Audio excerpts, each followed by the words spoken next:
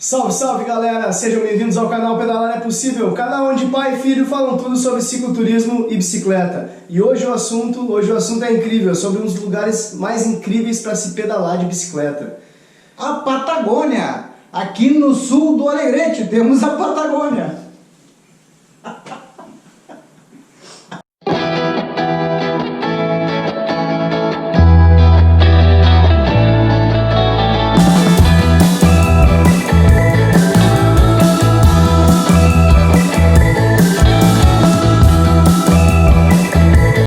Aqui começa a Patagônia.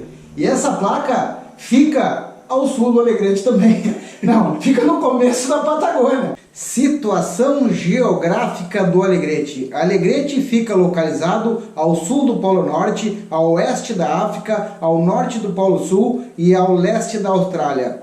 Portanto, Alegrete é referência geográfica e a Patagônia está ao sul do Alegrete. Informe geográfico. Para não ficar falando só que é do Alegrete, a Patagônia, então, é um patrimônio tanto do Chile como da Argentina. É o sul da América do Sul inteirinha, faz parte da Patagônia. E o nome Patagônia, nós já estávamos praticamente morando na Patagônia, numa barraca. Para quem não sabe, a gente cruzou a costa leste toda, de Itajaí até Ushuaia, na Argentina. Então a gente pegou quase toda a Patagônia ali do início ao fim, né? De norte a sul, vamos dizer assim, a gente cortou pela costa leste. Inteirinha, conhecemos a Patagônia inteirinha. E já estávamos então, como vinha dizendo, já no Chile, já tinha há muitos dias na Patagônia, e eu sempre olhando para cima via bandos de aves migratórias que eram patos. E eu para mim, então, Patagônia é porque tem pato demais, porque tem muito pato. Muito pato, quer dizer que o nome Patagônia é por causa dos patos, né? Mas não é bem assim, não é por isso o nome, né? O nome Patagônia é por causa esse nome? O nome da Patagônia é por causa dos aborígenes, tinham os pés desse tamanho assim, ó, os pés deles eram gigantes, os caras calçavam 50. E aí é por isso que se chama Patagônia, o pessoal daquela região tinha os pés muito grandes, né? Patagônia seria, né? Os aborígenes eram patagões. Bom, agora que já sabemos que Patagônia é porque é do Patagão, não é porque é dos patos, aonde começa? Então, olha a placa aí. Essa placa começa, aonde começa a Patagônia é na província de Rio Negro. Depois, próximo a Viedma, não sei bem, tem que olhar, Pedro, onde é que começa. Mas enfim, nós começamos a ver a mudança da paisagem após até Bahia Blanca, de Itajaí até Bahia Blanca, eram paisagens que já nos conhecíamos, de mar, de montanhas, de morros, enfim, já conhecíamos. Mas quando passou Bahia Blanca, avistamos um salar. Aí então começa a mudar a paisagem e começar a Patagônia. A partir desse salar, muda totalmente. Se olhar no mapa da América, vai aparecer uma faixa cinza, assim, depois de uma certa altura da Argentina, uma faixa cinza até lá embaixo, é a Patagônia um pouco desértica. O lado do oeste é com mais neve, tem o Perito Moreno, outras atrações. Mas a que a gente conheceu todinha ela foi a Patagônia, então, pela costa leste, na Ruta 3. Muito frio, sempre muito ventosa e toda cercada. A Patagônia, do início ao fim, ela tem uma cerca que leva ela, né? No início a gente não entendia muito para que ela era aquela cerca, porque os animais passavam de um lado para o outro e aquela vegetação não produzia nada, né? Era um mato seco, se tu pisasse em cima, furava a bota. Não é deserto ainda, é uma espécie de caatinga.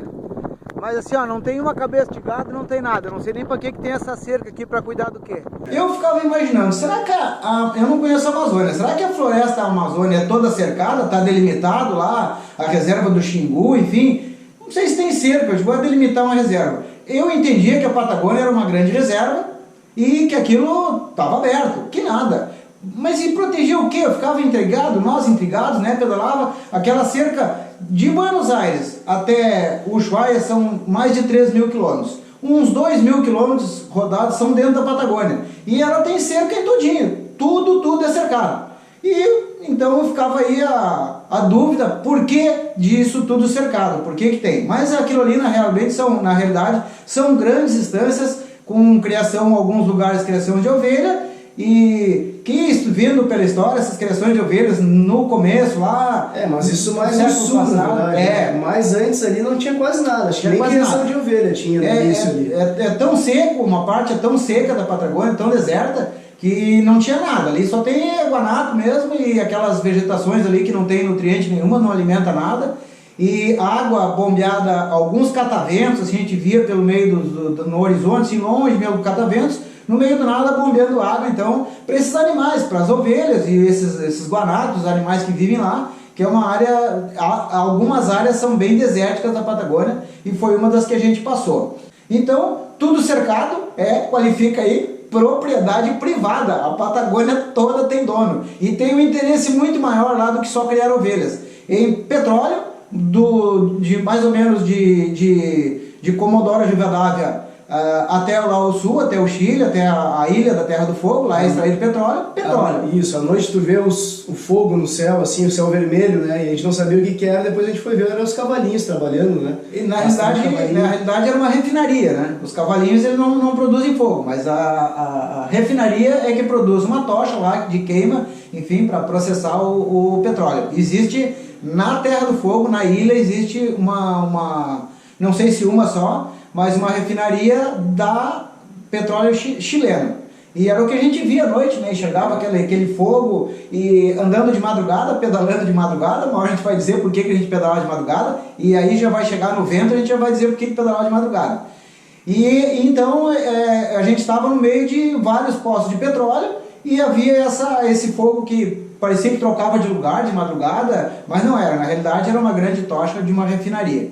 E durante o dia a gente viu aqueles cavalinhos, eu também não conhecia, via em filmes, enfim, nos Estados Unidos, que tinha aqueles cavalinhos dos desertos lá, bombeando petróleo. E lá no sul da Argentina, no Chile também, tem muitos desses cavalinhos, talvez isso explique. E uma outra explicação para que esteja tudo cercado os metais. Lá estão querendo, não sei se já está liberada a mineração de ouro em alguns lugares, o que é péssimo. Minerar ouro lá vai acabar com os rios, vai acabar com aquela vida que tem lá, vai interferir, melhor é não deixar. E uma das partes mais bonitas que teve também nessa passada pela Patagônia foi a parte de Trilil a Comodoro Rivadavia, né? Para nós desafiadora, além de bonita, desafiadora. Foi a primeira parte mais desafiadora do nosso percurso, porque ela começa, na verdade, em Trilil subindo, sobe, de manhã cedo já a gente já começou a subir. Não sei quantos metros a gente subiu, e quando a gente subiu lá em cima a gente achou que ia descer, e na verdade não. A gente continuou reto por cima. Mais para olhava para o horizonte, tinha um penhasco e nós continuava reto ali. Naquela estrada reta e que nunca descia, né? E contra o vento. Esse trecho foi um trecho temido. Primeiro, eu até antes de partir de Puerto Madryn, a uns 100 quilômetros antes desse trecho de Trilil a Comodoro Rivadavia, nós tentamos um ônibus, alguma coisa, que eu estava um pouco receoso, porque é um trecho desértico de quase 400 quilômetros, levaria na nossa média de pedal 4 dias para passar esse trecho inteiro. E eu tinha um pouco de receio. Mas hoje, depois que passou, foi uma das melhores partes que a gente mais se lembra, foi de grandes ensinamentos. E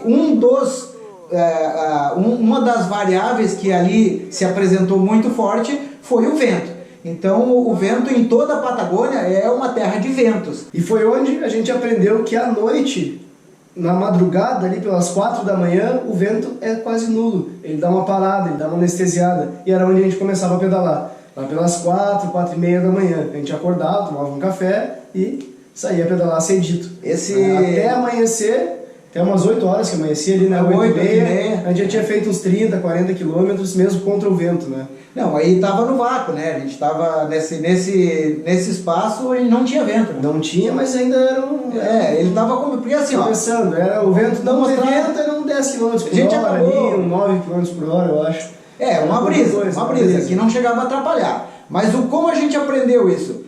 Não tínhamos nenhuma literatura, não sabíamos como lidar com o vento. A princípio estamos indo para o sul, ajustar as velas e pedalar. Cada vez que precisava aumentava o vento, diminuía a coroa ali e pedalava contra o vento. Nós estávamos indo para o sul e o vento era quase sempre do sul, porque era fim do verão, era a primavera. o vento vem frio de lá. Era o vento que nós encontrávamos contra. Bom, então nós aprendemos a lidar com o vento. Quando o vento, nós íamos para a barraca, nesse trecho desértico, nós pedalávamos até cansar. Cansou, vamos dormir, chama o vídeo aí. Já estamos desmanchando o acampamento aqui.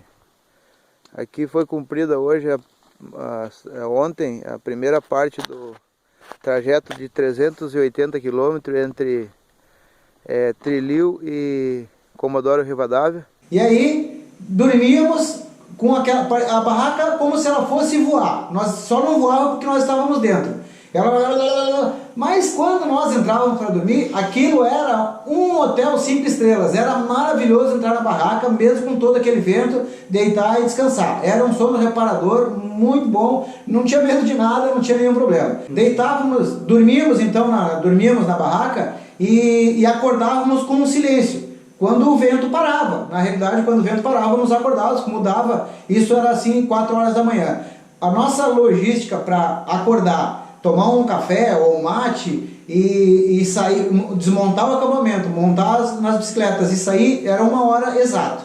Então, se nós acordássemos 4 horas, fazia aquela ali com uma lanterninha na cabeça, fazia um café, alguma coisa e partia, né, de madrugada. Então, no vácuo do vento, estava parado o vento, com aquela brisinha, e nós íamos andando. Quando clareava o dia, a gente já tinha feito uma boa parte da quilometragem do dia, que depois ficava muito mais difícil se o vento fosse contra. E nessa parte aí de Trilil a Comodoro Rivadavia são 384 quilômetros, alguma coisa assim, tem uma placa aí que vai estar certinho, né, a quilometragem, né? E nessa parte toda a gente pedalou na companhia de borboletas brancas durante 4 dias, cara, um troço assim inimaginável. Elas ficavam rodando na nossa volta, assim, ó, rodando, e tu pedalava e ela no mesmo ritmo do pedal, tu parava e não via elas, daqui a pouco tu voltava a pedalar e elas estavam ali de novo. Voavam com nós, na mesma velocidade. Como é que é o nome? É um paná-paná, é uma revoada de borboletas. Mas se isso realmente aconteceu, é algo alucinante. Se não aconteceu, é uma alucinação. Isso qualifica a Patagônia como um lugar alucinante, porque viajar a velocidade de borboletas nos acompanhando foi alguma coisa muito especial e até às vezes emocionante, porque a gente estava numa condição mais sensível emocionalmente e aquelas borboletas compunham aquele cenário desértico e a nossa velocidade. Foi uma experiência alucinante. E nessa parte também acho que existem 2 postos de gasolina só, né? Lá são, como é que é o nome? Os apoios, a gente sabia na realidade que o nome de posto de gasolina? Uskudum e Garayaldi. Não, mas o nome do posto é outro, é autosserviço, como é que é o nome? Estação de serviço. Na realidade nós sabíamos de uma, que era Garayaldi, no quilômetro, mais ou menos o quilômetro 200, seria o meio do caminho. Então nós pedalaríamos 2 dias até Garayaldi e depois mais 2 dias até Comodoro Rivadavia. Astra, na realidade, que é um pouquinho, 14 quilômetros antes de Comodoro Rivadavia. Mas no GPS apareceu o tal de Uskudum, né? Não, eu acho que no posto, né, uns caminhoneiros falaram. E nós paramos em Trilil um pouquinho depois do aeroporto, no primeiro posto de gasolina. E a gente dormiu ali. E aí tinha os caminhoneiros ali, a gente comprou uma água, se abasteceu de água para cruzar o deserto. Depois a gente vai contar a quantidade, como é que foi essa travessia, então, num outro capítulo aí. Mas a gente aí descobriu ali que tinha Uskudum, que também era um posto de gasolina a mais ou menos 100 km no primeiro dia. Opa, aí facilitou. Vamos andar um dia, dormimos em Uskudum, nos abastecemos de água e vamos até Garayaldi. Só que não encontramos Uskudum. E daí vem essa cena. O GPS estava marcando ali, a gente já tinha passado e a gente continuou e estava cansado e daqui a pouco vimos um lugar para encostar, a gente encostou e já tinha passado de Uskudum e não existia Uskudum, né? Existe uma estação de serviço a mais 60 km daqui, onde a gente vai se abastecer de água e comida. A gente já está com pouca água e pouca comida. Comida até dá ainda mais um pouco, mas a água tem muito pouca. Tem 3 litros aí para nós fazer 60 km aí, tomar um café agora. E foi acampado aqui, ó, no nada. Ali passa a estrada, a ruta ali. E nós cansamos, não pudemos andar mais e aqui paramos e acampamos então. Foi acho que o primeiro acampamento ao nada mesmo assim, mas tranquilo, dormimos bem, conseguimos dormir e descansar. Foi tudo bem. Vamos tomar um café agora e seguir viagem. Mas dormimos ali nesse lugar então, já cansados, com pouca água.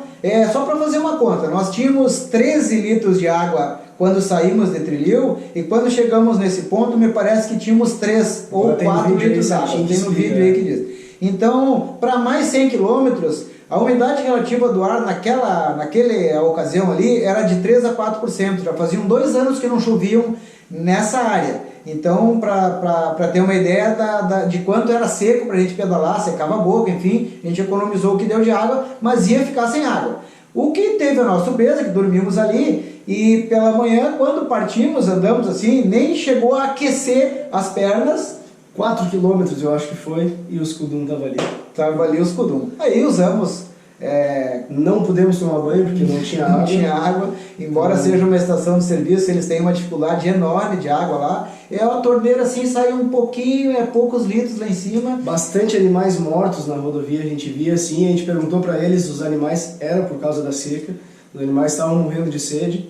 Era muito seco, que não chovia há 2 anos.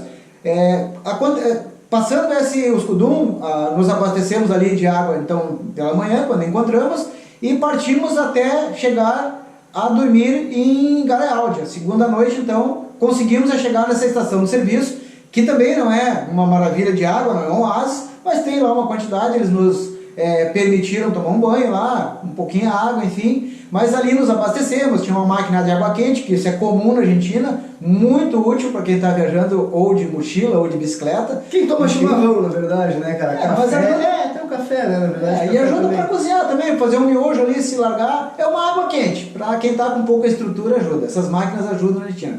Então usamos essa máquina e dali também partimos. Só que isso assim, era como de espeto, quando a gente saiu do Trilil, sobe e pega essa parte um altiplano e anda esses 400 km por cima. E o vento era implacável, o vento era implacável. E a gente chegou em Garaialdi, Garaialdi, dormimos lá, ficamos... Isso, mas quando a gente chegou em Garaialdi e a gente foi dormir, que a gente entrou na barraca, a gente comeu fora da barraca, né, bem longe dela, os animais não vinham, né?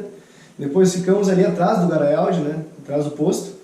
Quando a gente fechou a barraca foi no instante de largar o zíper e caiu uma chuva, mas uma chuva no deserto. No deserto. Há 2 anos que não chovia e naquele noite que a gente estava ali choveu, mas choveu de a gente só deitar e eu via a chuva assim, a barraca sacudia, aqueles trombos de chuva e raio.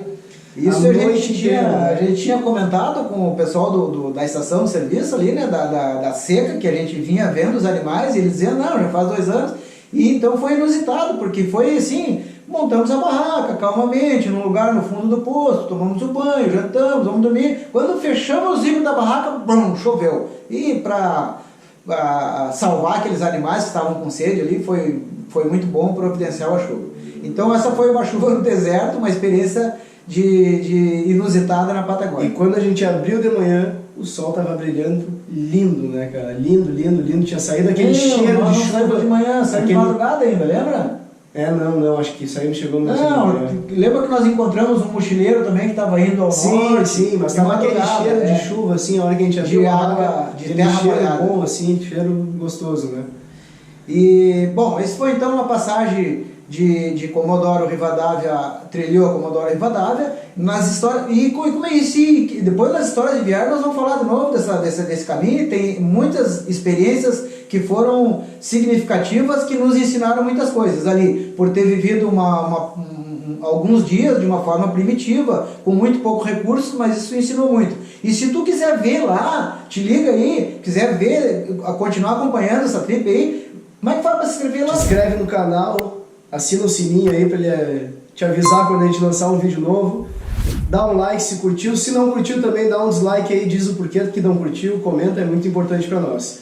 Beleza? Tivemos também a oportunidade de viajar no trem patagônico. O trem patagônico, agora a gente sabe, teve uns amigos que estiveram lá, um outro pessoal de bicicleta, que tem que comprar com a passagem com antecipada, é difícil de conseguir passagens, Mas, por acaso, nós conseguimos as passagens e viajamos no trem patagônico. Esse trem sai de Buenos Aires, vai até San Miguel Oeste, que é perto de Las Grutas, e dali ele corta inteira a Patagônia, de leste para oeste, vai até Bariloche, que é o fim da linha. A gente fez um trajeto nele de 180 quilômetros, né? Saindo de Viedma a San Antônio Oeste. San Antônio Oeste. Esse trecho foi de 3 horas, mais ou menos, 3 a 4 horas, mas o trem é algo assim imperdível. Quem vai à Patagônia, quem não foi, está indo para lá, programa de alguma forma de fazer uma viagem nesse trem. Ele funciona no inverno também, a gente não estava nevando quando ele fez, mas eu já vi vídeos de ele tudo branco de neve, ele passando no meio. Então é uma dica aí, um passeio imperdível na Patagônia, o passeio no trem patagônico. Eu acho que até de moto dá pra botar, né? Porque o pessoal, nós colocamos a bicicleta e eu vi um pessoal descendo umas motos também. Eles colocam atrás ali nos vagões, né? Para uma dica aí, se estiver viajando de moto e quiser fazer essa experiência do trem, carrega, porque tem vagão de carga que nós pagamos lá uma quantidade assim em torno de R$100 no câmbio, para as 2 bicicletas com os 2 carrinhos. Era uma carga bem grande. Eles subiram numa rampinha lá, ataram, e a gente viu que tinha motos lá dentro. Bem da hora, parece aqueles trem do Harry Potter, assim, com as gabines. E aí tem a parte de tem restaurante, o vagão restaurante. Dá pra tomar uns goró lá dentro, dá pra correr nós precisamos ter uma experiência legal, porque nós conhecemos na realidade 2 outros viajantes em Viedma, que eram cariocas, enfim, que tinham se formado, estavam viajando, conhecendo a América, e viajamos junto no trem, nos conhecemos num hostel em Viedma, e viajamos junto, tomamos uns goró lá no... E eles já tinham viajado antes de trem, e eles nos chamaram lá pra trás assim, não, vou até contar, vocês não fazem isso, que depois não vou fazer lá no trem, né, cara? Eles abriram uma porta lateral do trem, daquelas que roda, e a gente saía pra fora do trem assim e olhava. Que bagulho louco, cara. Uma noite de lua cheia, se via a noite como um dia quase, uma tardinha, assim, um crepúsculo, mas se enxergava aqueles lugares. E o trem vinha fazendo a curva assim, ó, e a lua em cima, coisa mais linda do mundo. A gente abria a porta e saía pra fora, e até que vinha o... Mas não revidam isso, não façam, porque senão pode que dê ruim aí, alguém pode se machucar, pode cair do trem. Viagem de trem maravilhosa, uma dica imperdível. Indo na Patagônia, uma viagem imperdível. Pronto. Isso aí. Bom, outra particularidade da Patagônia são os animais, né, Pedro? Animais como se a gente estivesse dentro de um safari, assim. Porque como a gente pedalava de madrugada, quando começava a amanhecer o dia, os animais ainda estavam próximos à estrada. E a gente via, então, os animais, tatu, muita mara. Mara é um bicho... todos muito ariscos, né, na verdade, né? Por eles ser caçados, acho que nenhum chegava perto de nós, assim, eu deixava eles chegar perto. Guanaco nem se fala, tu olhava pra eles corriam. O guanaco eu acho que é da natureza dele, é um bicho sorro também, é um bicho totalmente arisco, né? É difícil de ver. Tipo um cão, assim, misturado com gambá. Os animais foto na internet aí, mas assim, o condor também, né? A ave condor. A relação que a gente tinha com eles, que nós, onde tínhamos sono, acampávamos e dormíamos. Onde tínhamos fome, parávamos e comíamos. A única coisa que a gente cuidava, assim, era de não deixar alimento próximo à barraca à noite, para não atrair eles, nem comer perto da barraca para não ficar resíduo. Mas se veio algum bicho próximo à barraca ou não, eu nunca vi, nunca ouvi nada, dormia aquelas 4, 5, 6 horas ali, maravilhosamente bem, não tinha nenhuma interferência. Os bichos, então, todos nós contemplamos eles, vimos animais mas uma infinidade, né? Que não é comum a gente ver aqui, nem existem aqui, animais característicos, típicos da Patagônia, são típicos da Patagônia. Então vimos muito assim, muito próximo a nós, é um patrimônio. Quando há um pouquinho atrás eu falei de talvez não liberar a mineração de ouro, porque esses animais com certeza vão sofrer bastante, vão diminuir. Vão sofrer muito, na verdade, é os rios, né? A gente passou pelo Rio Evans. A nascente. A hidrografia, algumas partes, a ilha é riquíssima. Uma parte da ilha, quando nós passamos antes de Rio Grande e de Rio Grande a Tolhuin, na realidade é Rio Grande a Tolhuin, dentro da ilha, nós passamos por um rio, o Rio Evans. Eu sempre gostei de hidrografia, fui criado em beira de rio, adoro rios, estudo geografia, estudo hidrografia e gostaria assim de ver uma nascente no rio. E como presente a gente ia pedalando e vindo esse rio Evans, passando de um lado para o outro na estrada, serpenteando, passava em ponte, rio Evans, e assim no pé de uma montanha, numa grande várzea, eu vi que ele vinha assim e ali ele começava, eram uns banhados, era a nascente. E eu pedalando, fiquei muito emocionado com isso, mostrava pro Pietro aonde era, olha que aquilo lá era a nascente do rio, não sei se ele entendeu, mas para mim tinha sido muito importante ver aquela nascente, ver um rio nascendo. O rio Evans é um rio estreito, de corredeira, de água gelada, que é próprio para pesca, é pesca internacional da truta. Uns bichos desse tamanho assim. Eu conhecia a truta de televisão, pequenininha. Aqui, uns nacos dos peixes agora assim, parece. Nós vimos na realidade essas fotos das trutas grandes que foram capturadas em Tolhuí, na panaderia La União, onde havia umas fotos de turistas, pescadores, enfim, do mundo todo que vão à Patagônia fazer essa pesca esportiva e pescar esses animais lá, a truta. A truta. E outra particularidade da Ilha do Fogo mais ali é que tem umas casas de refúgio, o pessoal que está viajando poder ficar, né? Não sei como é que funciona essas casas, a gente ficou, mas a gente teve que arrombar para poder entrar, né? A gente teve que... Vamos mostrar aí a casa? Isso. A gente teve que no fim abrir ela e forçar ali a fechadura e entrar, né? Tinha salamandra dentro, nunca foi usada. Só que eu não sei como é que funciona, você tem que pegar uma chave da prefeitura, o que tem que fazer para poder ficar naqueles refúgios ali, né? Eles estavam ali, nós usamos um na primeira noite, isso é na parte chilena.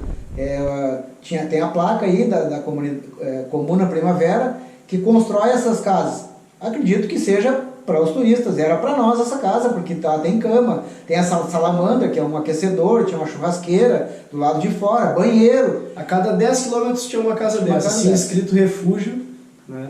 E chegamos lá, vimos aquela casa, olhamos, ninguém, uma estrada de chão, não passava nenhum carro, estava já no fim da tarde. À frente dessa casa onde nós ficamos, essa aí do outro lado da rua, era no meio de duas montanhas, Estreito Magalhães, era um lugar inusitado para dormir. E então forçamos um pouquinho a porta, abriu, não tinha ninguém, e ali ficamos, nos alojamos. Então eu creio que estavam, sei lá, se depois ia ser aberta, não entendo, mas nós usamos. Ela já na estrada de Rípio, né? A estrada de Rípio eu acho que tem 100 quilômetros, eu acho, né? Eu não sei bem quanto mas é mais de 100, nós andamos assim. Rípio é uma pedra de fundo de rio, assim, ó, que faz imaginar que eu acho que aquilo tudo era embaixo d'água antigamente, né? Acredito eu, não sei, né? Parece que essa parte da Patagônia Porque as pedras é tudo de fundo de rio, assim, então as pedras redondas, né? É a estrada de chão, né? De Rípio, enfim, é o que eles chamam lá. Mas essa estrada a gente nós andamos, saímos de Punta Delgada e andamos até 3 horas da tarde, num dia. E nesse trecho a gente andou acho que uns 20 km de estrada de chão. E no outro dia acordamos de manhã e fomos até São Sebastião. Pedalamos o dia inteiro, pegamos vento contra. Eu acho que mais de 100 km nós pedalamos num dia até a fronteira de São Sebastião, onde descansamos também, que era de volta à entrada na Argentina de novo, antes do Ushuaia. Então, a Patagônia é conhecida, tem uma região dos 7 lagos, mas essa parte da ilha lá tem 2 lagos grandes que a gente passou. O Lago Fagnano, que é logo após Tolhuí, e depois no pé da cordilheira, um lago de água de degelo, é o Lago Escondido. Foi nos informado na saída de Tolhuí, num abastecedor de combustível lá, perguntou, um lugar para acampar, porque como faltavam 100 km para Ushuaia, naquele dia nós terminaríamos a viagem. E estávamos no meio da Patagônia, na ilha, queríamos demorar um pouquinho mais. E aí andamos 100 km naquele dia e dormimos então às margens do Lago Escondido. Nos disseram, olha, tem a Vila Marina, tu vai passar um posto da polícia à esquerda e depois tem umas entradinhas à direita, pode descer com a bicicleta lá, tu vai chegar à beira de um lago, pode acampar lá. E foi assim que aconteceu. Então conhecemos o Lago Escondido, também tá aí as fotos. Uma água cristalina, a coisa mais linda que eu já vi, assim, geladinha, botava o vinho ali, gelava ali o livro. coisa mais linda que foi aquele lago escondido, né, cara? Esses lagos de altitude, de água gelada, são lindíssimos e também se pesca lá, pesca de Pode truta, tomar água purinha, tomei bastante água do lago ali, não fez mal nenhum. 2 prêmios, 2 bônus então, chegando ao fim da Patagônia. O Estreito de Magalhães é algo que quando avistamos ele, indo pedalando numa BR contra o vento, e aí num determinado ponto dobrava para o Estreito de Magalhães e o vento foi a favor, então nos aliviou, e quando percebemos de um azul turquesa, daqui a pouco era um verde, mudava a cor da água do Estreito de Magalhães. É algo lindíssimo. Nós fizemos a travessia. Verde esmeralda, assim, né? Uma coisa. Muda de azul para verde. Tem que ir lá e ver. E fizemos essa travessia no navio Fueguino, é o que faz essa travessia lá. E tivemos a oportunidade, o Pietro viu tartaruga, a gente viu golfinhos, enfim. Das janelas, é uma janela um pouco submersa, a água lá bem, união de 2 oceanos lá não é fácil, a água lá é correntoso, é difícil a navegação, mas esse barco faz a navegação e a gente consegue ver então pelas janelas esses animais marinhos, é uma experiência fantástica. E o outro bônus, depois do Estreito de Magalhães, é a Cordilheira dos Andes, é algo também que de imagem é o último passo dela que a gente passa lá também, né, cara? É a parte mais ao sul da cordilheira, né? Tudo lá diz que é o fim do mundo, o termina, mas pode ser o começo também. Vamos dar uma virada, vamos ser o começo do mundo, tudo começa lá. Mas é isso aí, se tá gostando, se inscreve no canal. Tem o livro Pedalar é Possível também, que conta toda essa história dia a dia. A gente ia gravando e mandando para o Almeri Cezino, ele que redigiu o livro, grande Almeri Cezino, salve. Fica aí a dica do livro, então, Pedalar é Possível. Fechou?